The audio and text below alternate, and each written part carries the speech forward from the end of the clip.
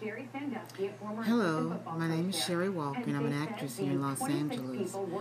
Recently, I went to see The Butler, and I thought it was a splendid job that Oprah Winfrey did. And then I learned that Oprah had a person to teach her how to cry on cue. I can do that. So here we go. This is how you cry on cue. You think of a dramatic thing that you've been through, and if you haven't been through a dramatic thing, think of your friends or someone close to you that's been through a dramatic thing, and you concentrate on it. Here goes. The prosecution is trying to make in his murder trial. They're offering that as the motive.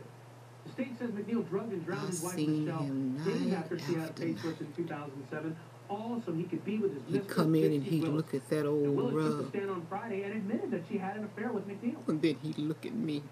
Did the relationship become sexual? The red showing in his eyes, the veins moving in his head. I seen him grow thin and old before he was 40.